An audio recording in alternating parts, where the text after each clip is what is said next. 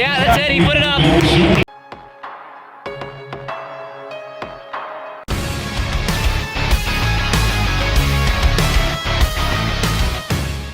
Good morning, afternoon, and evening, ladies and gentlemen. Welcome back to another Bomber video. Bombers win 27-14 over the BC Lions. I want to first give a thank to Jake from Peg City Hockey providing me the clip for the pre-intro today of Dalton Schoen's touchdown. He was live in attendance at BC Place for this game. So, Bombers, back-to-back weeks, get the win against BC. These are the only two games that Winnipeg plays against BC, and Winnipeg has swept both these games. So in any event of a tie with BC, Winnipeg, in terms of points, Winnipeg has the tiebreaker. Very nice to see. Zach Collaros is back for this game. Jeremiah Mazzoli is in for BC as Nathan Rourke is out. Quinton Cooley comes in as backup running back, and near kind of, I'd say, the third quarter, they started to actually kind of rotate him and Peterson. Quinton Cooley would get some time. Matthew Peterson would get some time. Vanterpool would be out at left guard, and Wallace would be in at left guard in terms of changes to the offensive line. So that would kind of be, I guess, some of the lineup changes beforehand. I'm actually going to try to get the CFL stats from their website on this just before I get into it, because I know I'm definitely going to reference certain things. But yeah, overall, I was pretty pleased with the Bombers in this game. And, well, let's get right into it. So, firstly, first quarter. Good first drive for the Bombers. Collaros makes sure to really connect with everyone. He was throwing to Stearns. He was throwing to Wheatfall. He was throwing to Schoen. He connected with Dembski a little bit later, but was really passing that ball around and just kind of getting a little bit of touches with everyone. Remember, Zach Collaros' first game of the season as Strevler played last game. Strevler would actually have a touchdown pass, but it would get negated as Kevin Clarcius would get a holding penalty. And so then there would be a touchdown for Dalton Schoen, which is the first clip that we played starting the video. Conversion is good, 7-0 Winnipeg. Winnipeg made sure to get right on top of this game from the start. Very much the game plan for Winnipeg, and it very much was like this in this game. Get a lead, suffocate, suffocate, suffocate for the rest of the game.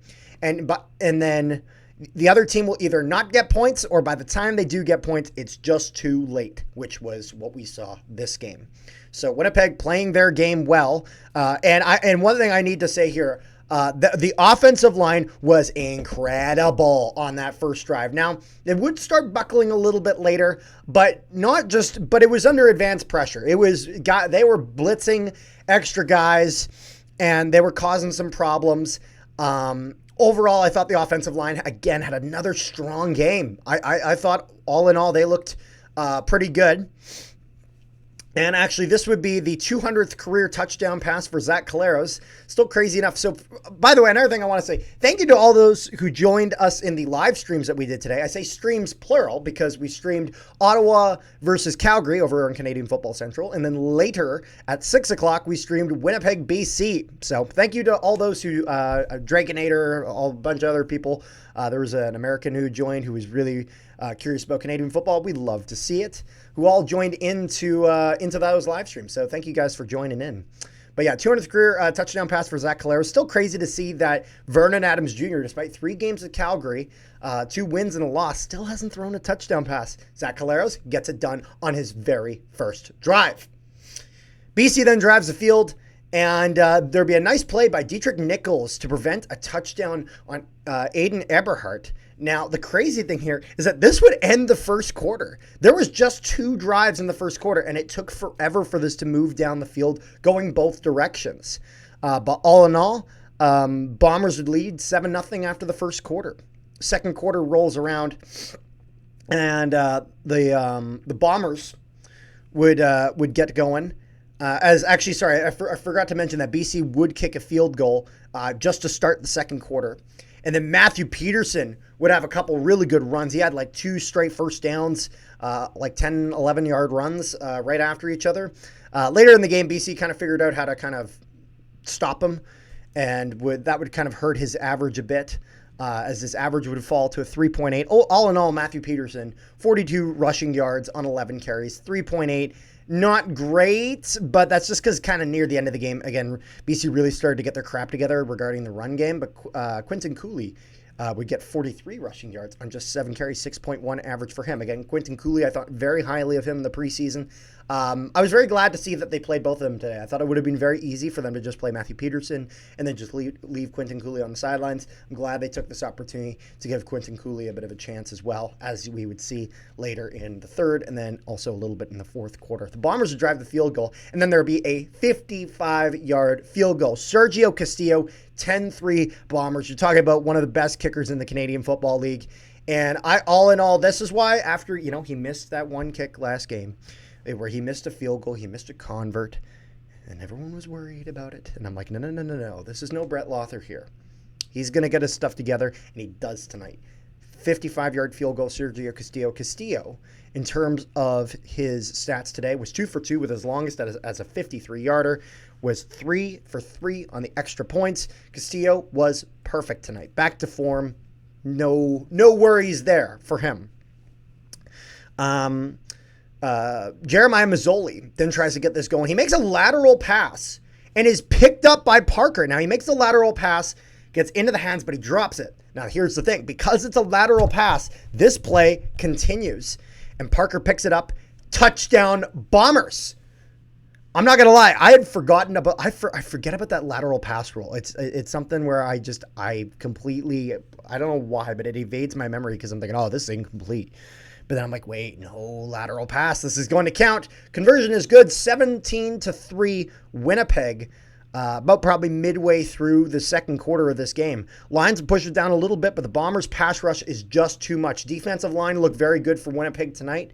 They were able to put a lot of pressure on Mazzoli, forced him to make some mistakes, and he certainly did. If we look at Jeremiah Mazzoli went 25 for 44. So if you do the math there,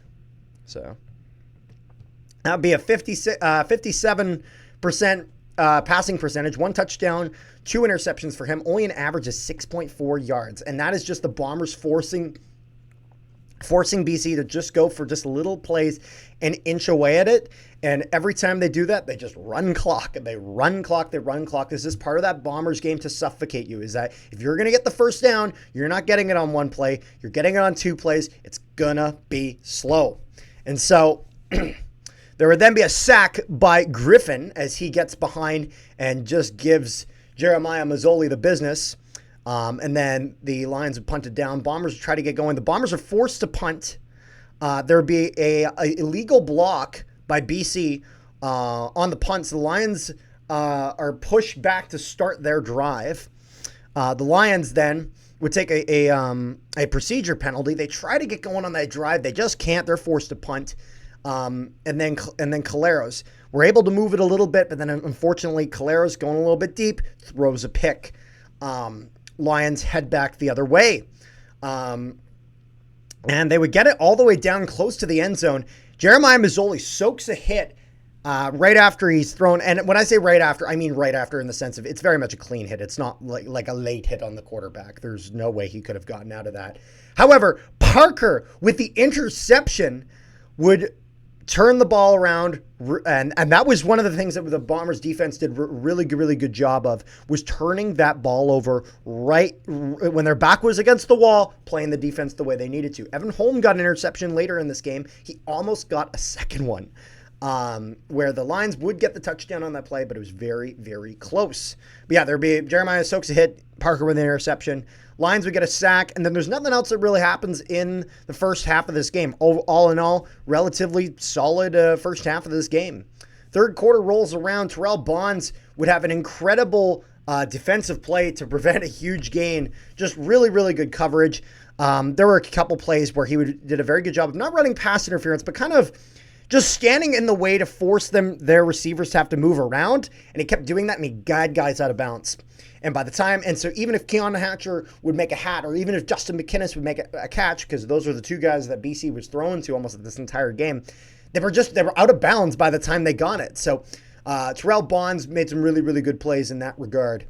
Lions would try to push it down, but they're forced to punt. Bombers can't get anywhere. They got to punt it back. But BC drops the ball on the Bomber punt, and the Bombers grab it. So Bombers got possession. right after a punt. Jamison Sheehan punts pretty good this game. Again, I think Jamison Sheehan has just been getting better and better and better for Winnipeg.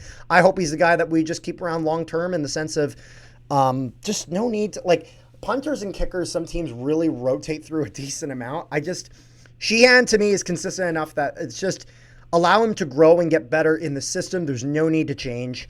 I don't see him being a guy that's going to eat up a huge portion of salary or whatever. It's just keep him around, you know. Randolph will then take a holding penalty as the Bombers are trying to get it down. Sergio Castillo, though, would then hit a 36-yard field goal, making it 20-3 for Winnipeg. Lions try to push it back. They grab themselves a field goal, making it 20-6. I want to say it was a 43-yarder, I believe, for Sean White. And this is when Quinton Cooley would enter the game, kind of near the end of the third quarter, and he would get a nice rush. He got to have a few of those through the rest of this game. Fourth quarter then rolls around, though. Keon Hatcher grabs a big one. He was in double coverage. This is one of those things. Jeremiah Mazzoli went for a few of those. Bombers did a very good job kind of guiding them out of bounds. So he had to go into one where that was more kind of towards the middle of the field. But again, you run into the risk of having those two safeties both there in double coverage. Normally this pass wouldn't get through. It does barely. Keon Hatcher grabs it for BC. The Lions trying to get it down, trying to get towards the end zone. They get it into the end zone, except it's Evan Holm who picks off that. And so Evan Holm gets his first interception of the season. Very, very good play. I've always really liked Evan Holm. Last year, I thought he might have a breakout year. He didn't. It was Terrell Ford instead. Marquise Bridges comes into the Terrell Ford spot, 2 interceptions last game. Evan Holm, though, gets it done today, which I was very pleased that Parker got one and Holm got one. As much as I would have loved to see Marquise Bridges, you want to see that the entire secondary is able to play as a unit. As you can have one guy that's getting all the picks in the world, but then you just don't throw in that direction. If you're able to be dangerous from all these different points in that secondary, you can shut down the passing game. Which, if we're looking at the top teams in the CFL right now, Montreal Alouettes look to be one of those teams. Having a good secondary against that receiving core is going to be real damn important because they're not getting it with the running game. They're getting it with the passing game. So just kind of very pleased with our secondary. Jordan Younger's defense, I've been just loving it. So BC tried to challenge this play, saying that Evan Holm did not get the interception and then it was an incomplete pass because I guess it hits the turf or whatever afterwards. But Evan Holm very much had this ball before it hit the turf, and then even when it went down, it would eventually come out after a little bit, but he had it, and when the play was ruled dead, Evan Holm had possession. It's not like the ball popped out midway through and it was, So BC would fail this challenge and they would run out of timeouts just shortly into the fourth quarter. So I was pretty pleased to see that BC wouldn't be able to play that card later on and that the Bombers could just kill clock if they needed. There would then be a huge pass for Wheatfall. Wheatfall getting the ball moving. Again, like the commentary team was comparing him a little bit to kind of like a younger Kenny Lawler. And you know what? I'm definitely seeing it. The way that he's able to kind of fool a defense to get open, the way that he's able to kind of break that zone defense, even that man defense, he has just been really, really good piece of the receiving core for Winnipeg and was very pleased with him. And then the Bombers would go down and then they would get a touchdown pass for Eli. Now, if you know anything about Eli, you would know that Eli is not a receiver. Eli is an offensive lineman. We threw a touchdown pass to an offensive lineman. Jason Hogan, I don't know what the fuck you're cooking, but I want some of it. Because seriously, that has got to be one of the biggest plays of tomfoolery I've ever seen. As the BC Lions don't really cover him because they think, who in their right mind would throw to an offensive lineman? The answer is Jason Hogan had the play. Zach Caleros said, let's do it. And Eli got the pass. He received it. And so Eli gets his first career touchdown, potentially his only career touchdown. And I got to say, someone who used to, I love that. Again, the offensive line's been great. It's nice to see them kind of get rewarded a little bit. And it was just, that's hilarious. Convert is good. 27-6 Winnipeg on a crazy play. But I digress.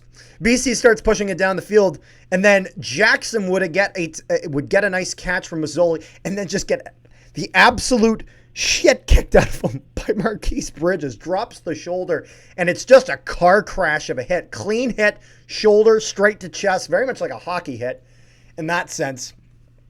And Marquise Bridges lays in the Dustin Bufflin and runs Jackson over for I don't know what they call the collision of the game, what the sponsorship for it is at Princess Auto Stadium, the such and such collision of the game. That was it. BC, but then they're trying to get back into this. They're going to go for it on third down, but it's just too far for Justin McInnes, and there'd be a turnover on downs. And then there'd be a player misconduct foul against Winnipeg, which would be given to Willie Jefferson. I'm not sure exactly what happened here. I did not see it. BC would then go offside. Bombers would then go to 2nd and 2. They try to get it down. They rush it forward. They get the first down. They try to go for a little bit of a longer one. Carter Jr. with the interception for BC. Picks off Caleros again. Caleros 2 touchdown passes. One for Eli and one for Schoen. So 2 touchdowns, 2 interceptions. Not too bad. Wasn't really happy with one of the interceptions. But it is what it is. And which then Rick was like, oh, Zach Caleros back to his usual self, throwing that pick. I'm like, you know what? If he's throwing the pick when we're up 27-6, I'm not too upset. So, again, it is what it is. On that same play where Caleros gets picked off, Stanley Bryant takes a holding penalty, so that penalty is applied afterwards. BC would then get a touchdown. This is the one that Evan Holm almost gets, but he just can't quite get it. He was really looking for it, but I don't blame him for trying. I really don't. So BC would get a touchdown. BC then goes, and before the convert even happens, there's a lot that goes on. So there's a bit of a scrum, guys kind of hitting each other.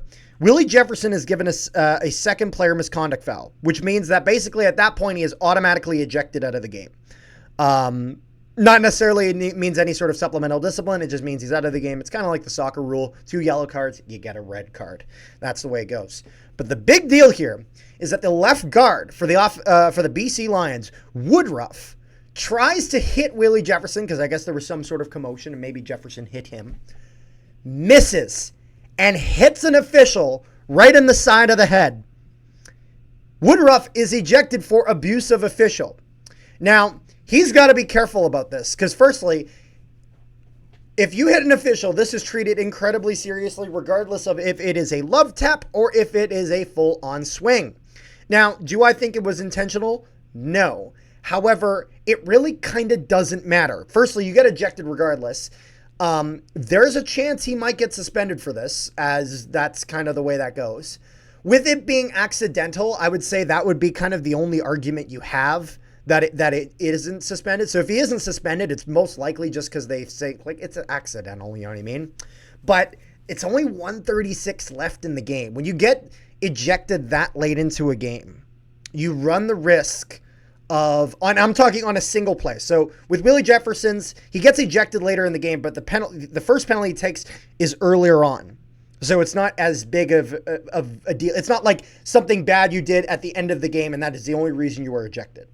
Jefferson, it's kind of like split because he had an infraction earlier, had an infraction later. With Woodruff, he takes his penalty he takes his ejection with 1:36 left in the game. He had not gotten a single penalty besides that, which means that the play that he got ejected, like the time he got ejected, it was only that play. It was that one play was so bad he had to be ejected immediately. So he could face supplemental discipline for abuse of official. We'll have to see how the CFL looks at this. But at the end of the day, I kind of don't really care. I know it was an accident, but we'll see. We'll have to see what happens. So make sure you check out our content on Canadian Football Central, as we'll be covering that. Jefferson ejected, Woodruff ejected. Strevler then goes in. There's only 1:27 left, and the Bombers try to run clock a bit. And the Bombers will knee out the clock. Final score is 27-14. Winnipeg improves their record to 2-0. BC falls, and they are now 1-2 with back-to-back losses to Winnipeg. Winnipeg second in the West as they are ahead of Calgary. Calgary's 2-1, Winnipeg's 2-0, but behind Saskatchewan, who is 3-0 as they've played an extra game.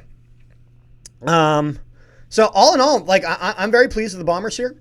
Looking towards next week, Winnipeg has the short week as they play the latest of the Saturday games, and then they play immediately on Thursday as they have that game 7:30 start time in Winnipeg against the Edmonton Elks. So make sure to stay tuned for that. We won't be live streaming that. I'll be at the game, but I'll have a video kind of content covering that. So make sure you guys check that out. Next week, yeah, we got kind of a game each day, Thursday, Friday, Saturday, Sunday. One game for each day of the week rather than having kind of the double stack of games on the Saturday. But all in all, was pretty pleased with the Bombers. Really hoping that Brady Oliveira's injury is not too long. Just kind of want to keep him healing up. Obviously, don't rush him back if he's if like I don't want them to rush him back and then he gets injured really bad and then he's out for a while. Want to make sure he's all right. All in all, Peterson, Cooley kind of as a unit, kind of as a 1A, 1B, I'm pretty pleased with. So you kind of see who you have your success with and you keep going. All in all, really pleased to see Zach Collaros in today. Thought he looked awesome to start the game. Had a few kind of hiccups here and there, but at the end of the day, he was able to get us such a big lead and get a lot of points on the board before he eventually did have those hiccups. So all in all, not too disappointed with that. I want to know what you guys thought of the game in the comment section down below. Make sure you guys leave a like if you haven't already and subscribe if you haven't already. We appreciate all of your support. So peace, love, and positivity, all you wonderful people at home, and we will see you guys next time.